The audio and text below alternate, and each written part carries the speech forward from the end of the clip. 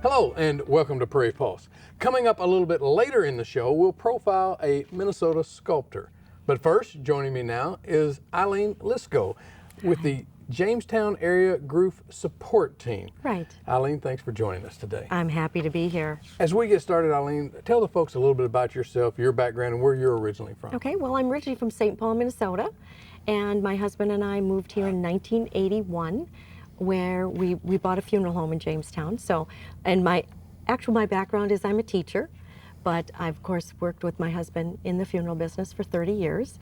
That's kind of how I got involved with the grief support team, is my background with the funeral home and spending a lot of time with grieving people. Well, okay, with that said, how did the grief support team form, actually, and when did it form? It formed in 2002, and the two founders, Wendy Hornbuckle is one of them. She's a nurse. She was the director of the Jamestown Hospice Program. In fact, she was the first director of Jamestown Hospice.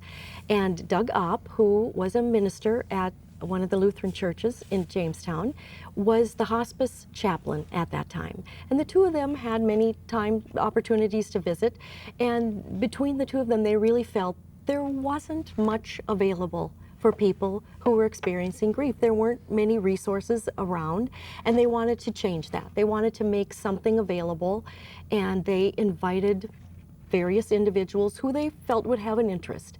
So the people they chose were from all different backgrounds. Some of them worked at churches, some of them, like myself, worked at funeral homes, or people who just seemed to have that interest and wanting to help people in that way. And so we started out just by meeting, brainstorming. We decided it was important to establish our 501c3 status, and so we became a nonprofit organization. We're all volunteers, and with that, we decided, where are we going to go? How are we going to offer services to help people? And so we started small, just built on it gradually. And we started with mainly like educational programs. We would have a speaker on a very specific topic relating to grief. It might be somebody local or some connection that someone knew of someone from elsewhere. And we'd advertise in the various ways, newspapers, television, radio, our local radio shows, and put it in church bulletins and posters and whatnot. And people really seem to respond to that. And I think part of the reason is that there was nothing else available.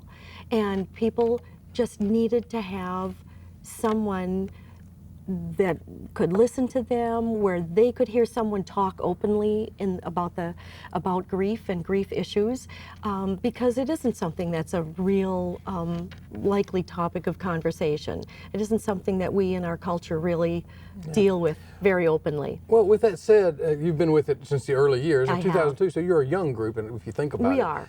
But how has it changed over the years? Okay, we've changed in many ways. We've developed our constitution and bylaws and had strategic planning sessions and so on, and we've really focused on the direction that we want to take. We've added, like I said, we started with just the educational programs, which would just be a little evening program. We now offer 2 grief support groups every year, spring and fall, and these are 6-week groups. We meet one evening a week for 6 weeks, and we really work with people in depth on their understanding their own grief and letting them express that. And so that's one area that we've expanded. We've also started a widow's retreat, a weekend retreat that we host once a year that has been very successful. We have had some children's programs in the past. We will, again, in the future. We're kind of revamping that component right now. We are not professional counselors, so we don't do individual counseling for people. We follow what we call the companioning philosophy of grief. We just want to be with people in their grief and know that there's someone there that will listen, that will understand, will not be judgmental about the way they're expressing their grief. Well, with that said, why is grief so difficult for people? I mean, whether they've lost a loved one, whether it be a parent, child, or even a pet. I believe. I think grief is kind of a taboo subject in our society. We in North America are the most grief avoidant society on the planet. I mean, if you look at news clips and things from people in the Mideast and other parts of the world where they're out in the streets screaming and so on, they're really expressing their grief. We don't do that here. And people are often very reluctant to even talk about it. I think it's because other people don't know how to respond. And if you have a friend and you say, oh, I'm really, and I don't mean to make it sound like there aren't supportive people, but we have so many people tell us, when I try to talk about this, my friends will change the subject. They won't let me talk about it. Number one, they don't know how to respond. Number two, they think that it's going to make this person feel worse. To talk about the person that they've lost, to talk about how that experience has made them feel, they think if they talk about it, that's going to make them cry. That's going to make them feel worse. So we better change the subject and we better keep it light, cheer them up. People in grief don't need to be cheered up. They need to be able to get their grief out. They need to express it. They need to do the very things that people are trying to keep them from doing. Well-meaning. People are very well-meaning and they want to help, but they think that letting people talk about it is making matters worse, when in fact it's making it better. Well, yeah, can you even explain how people grieve differently? I mean, I know I read in some of your materials that, grief is unique as a snowflake. It is, and there's not very many absolutes about grief. I have kind of learned through my experience over these 10 years that there are three things that you can really say are true. And that is that no death is easy. If you lose someone you love, it's going to be difficult. And it doesn't matter whether it's an unexpected sudden death or whether it's someone who's been ill for a long time and the death is maybe expected, anticipated. If it's someone you loved, it's going to be hard. Number two, if you lose someone you love, you're going to grieve. And number three, everyone's grief is different. And that's the hard part, is that you can't say, well, you're grieving, so you're going to feel like this. And in this amount of time, you're going to feel better, or you're going to experience this. There aren't any. It's different for everyone. And that's one of the hard parts for people dealing with their friends, other family members, is someone will say, well, when my friend died, or my sister, or my husband, or whoever it is, I felt like this. And then the person thinks, well, I don't feel like that, so there must be something wrong with me, because this is how you're supposed to feel. It is different for everybody. Even you might take two siblings grieving the loss of the same parent. They're going to grieve differently because no two relationships are the same. One person's relationship with that person is different from somebody else's. And so the grief experience is going to be different too, and how they react. There are some commonalities, of course. There are some things that seem to be common threads in the grieving experience where we can share on a common ground. But it truly is different for everyone. You mentioned a little earlier that you're not professional counselors. Right. You're in the companioning? Companioning philosophy. There are several of our members. I would say we're about 12 members on our team. Some have come and gone. We still have the same core group we started with. Some have moved and have had to drop off for other commitments that they've had going on. Several of us have had training at the Center for Loss and Life Transitions, which is in Fort Collins, Colorado.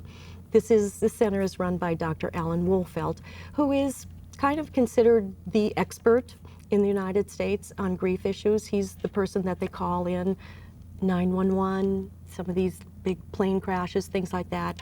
They have brought him in. He is a grief counselor himself, but he does training.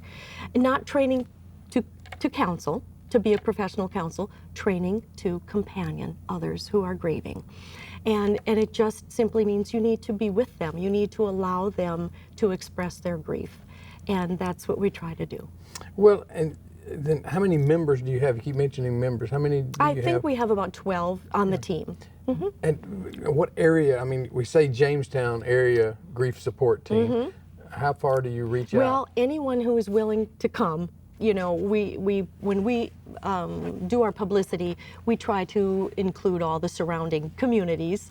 When we've had our Widows Retreat, which we hold that in Valley City, actually, at Maryvale Retreat Center, and we've had ladies from all over, from Minnesota, from Bismarck, we had one from Las Vegas who came. We're open to anyone. It's just if they want to come. When we do our grief support groups, which I say, as I said, run for 6 weeks, we actually had a woman come from Grand Forks. Now that's quite a commitment of travel for 6 consecutive weeks to come for a grief support group, but she couldn't find anything in her area to meet her needs, and she had heard about us, and she was there every week, didn't miss a week. Well, now, I assume your group has dealt with a parent who's lost a child, and you know, when you think about losing a loved one, that's sometimes you think probably the worst in losing a child.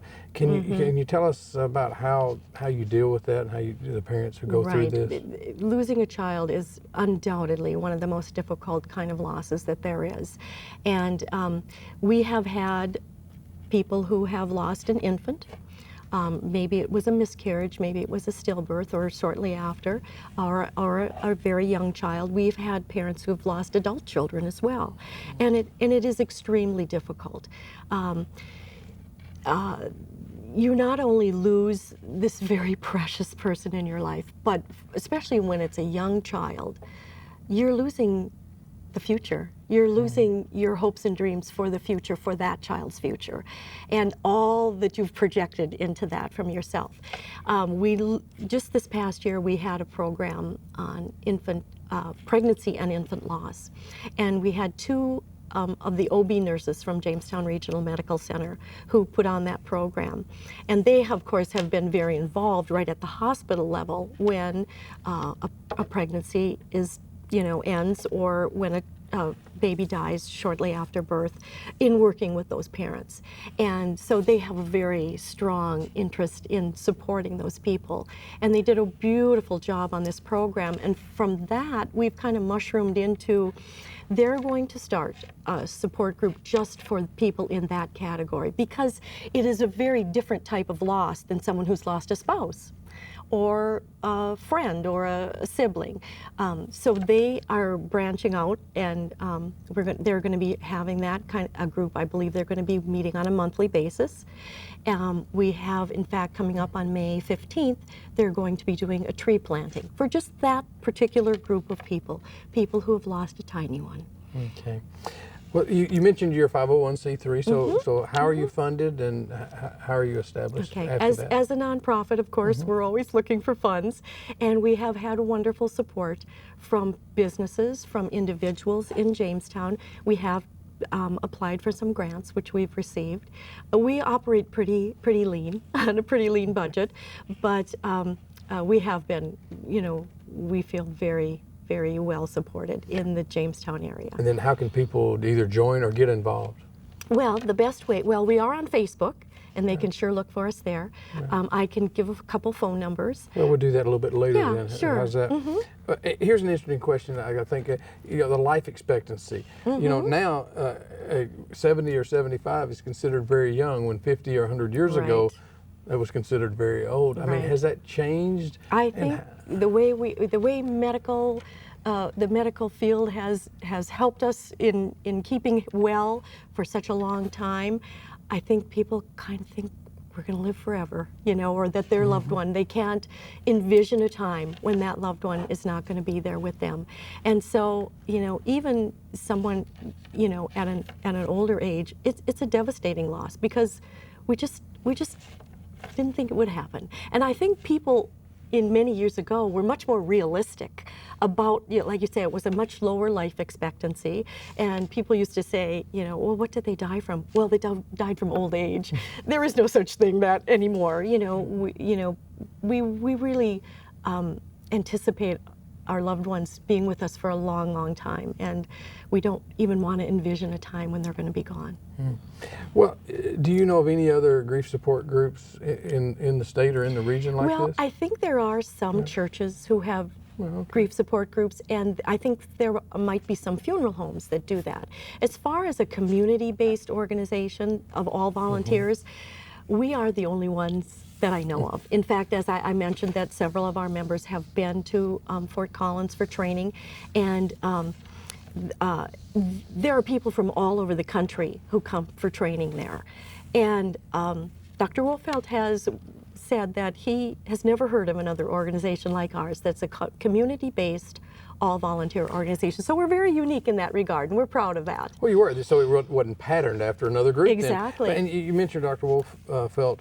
So did you reach out to him, or did he find you? How did that connection Well, we had, in our research and looking for resources, he has many books out, and we had looked on his website and saw that he offered the training and did some investigating in that, and thought that that would be the kind of training that our members would need, and it's to move forward with the kind of work that we're doing. And so we've, and of course it's expensive, so we just have sent a couple at a time over many years.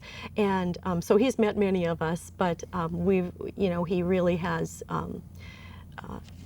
done a wonderful job with the books that, in fact, we use one of his books for our grief support groups. And everyone who has read it has really found it very helpful. Okay. Well, was there a specific incident that brought you to be involved with the group? Well, I was invited to join the group because of my background in the funeral business. Okay. As I said, Pastor Doug Opp and Wendy Hornbuckle, both of whom I knew very well, knew that I worked in funeral service and was, spent a lot of time with grieving people, and so wondered if I would have that interest. In my own background, I've lost my father and my mother-in-law and many family members, and the work that we do, we take it very personally, but because of our own experiences of loss, we can understand, and which I think anyone can who has gone through it, we can understand what these people are dealing with and what it's like for them.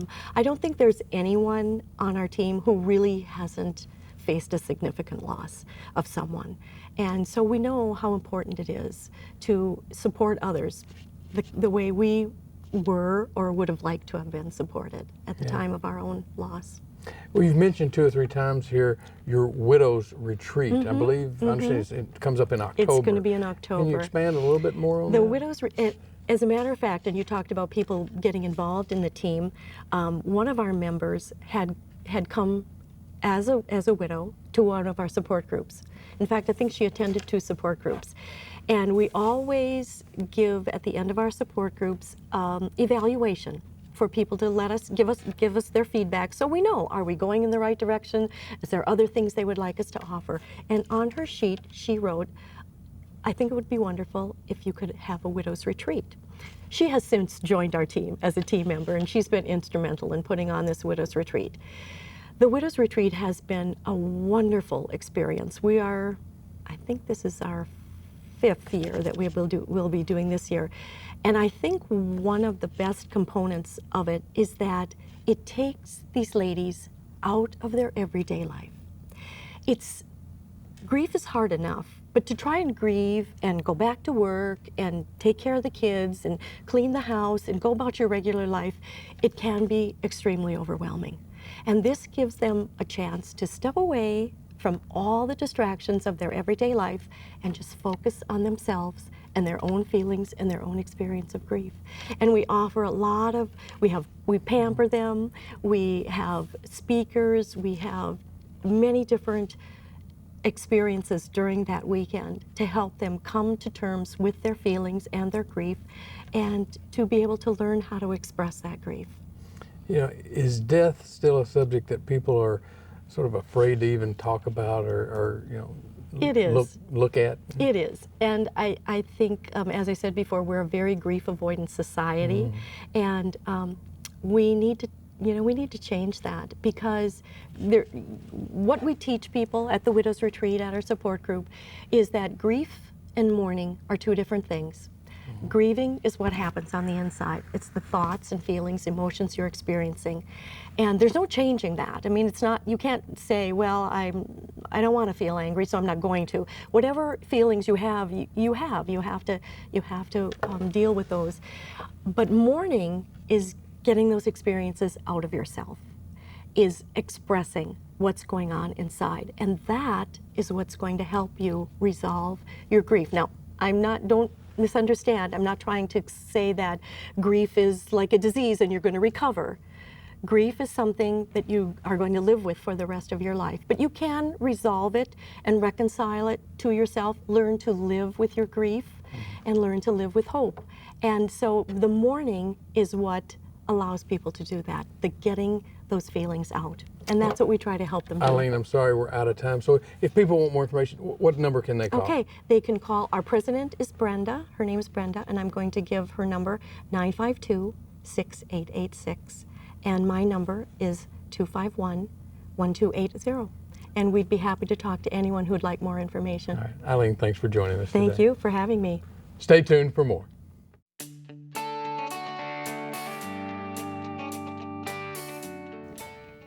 Fred Cogelo's success comes from being a self-described contrarian. With wood as his medium, the Wilmer, Minnesota native blends patience, skill, and humor to create award-winning sculptures.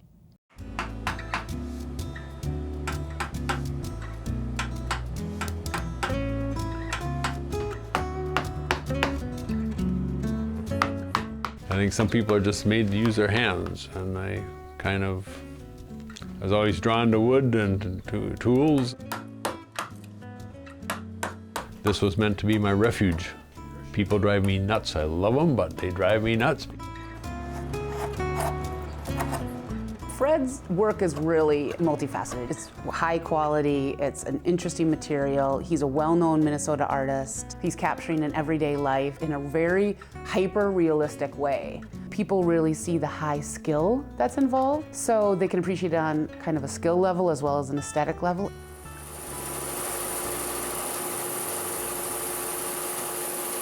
Instead of taking something like clay where you have both the option of putting it on and taking it off readily, with wood you take your material and you pretty much remove it. My father died when I was quite young, but he'd left a fairly well-equipped shop. So I was out there quite often trying to kill myself doing bad things with the table saw. Working with disturbed adolescents, I had to do 1 week of night watch every 6 weeks. After you did your rounds, your main job was to stay awake, and there was a block of wood there that one of the kids had started carving on and had given up after rounding a corner, and I thought I couldn't do any worse, so I went and I took it and came back the next night with some of my father's carving tools, his palm chisels, and then I was off to the races. They're traditional edge tools. They tend to be gouges of various sorts, and a gouge basically just a U shape. And then there's your V tools, and then your flat tools, which are your chisels, your firmers, and your skews. I designed a number of tools that were manufactured for a while, and I would say designed rather than invented, because basically you modify existing forms. I do photographic studies if it's a realistic thing, but I don't do any modeling in clay or anything else. I don't see the point of that. I figure if I do something twice. If I don't know what I want in some particular spot of a composition, I'll oftentimes leave a little extra wood there as I'm roughing things out in case something occurs to me as I'm doing it. So some of the design is usually on the fly. So this thing is titled "Don't Look Like Much of a Horse," and the subtitle is "Yeah, and you ain't no cowpoke neither." And it's my tribute to my late brother. It's an experiment in deep relief. Rules in relief are basically that you try to use as much of the actual depth available as possible for the most important elements and the foreground elements, and that you try not to have the eye object. When you're carving from a log, your problems with the moisture are such that you need to get rid of wood as fast as possible, otherwise it'll all split. The only stable way I know of doing it is to hollow them out. The face is sort of like a landscape, and you try to follow the contours of it. I'm just trying to cheat that line of the lip up just that little bit. Go back and modify this again when it's all said and done. I have more lumber than I'll probably use if I live to be 400 years old, but yet I have this compulsive acquisition disorder, and I can't pass up a good lumber tree of some sort or other. People are fond of referring to me as a master wood carver, and I'm really not, because I'm not adept at a lot of the furniture carving and decorative arts. There are even a lot of weaknesses in my human figures. The main thing is I try to get enough feeling and character, and these people seem to relate to them somehow. It would be a mistake to underestimate Fred by saying it's kind of almost a pedantic rural craft or something that's just only about tradition. With the humor and the politics that are in the work, it's actually quite sophisticated. With carving, it's a lot like getting married. You don't realize the full extent of your commitments until you're well into it. You have to live up to your commitments, or else it's a messy divorce. Well, that's all we have on Prairie Pulse for this week, and as always, thanks for watching.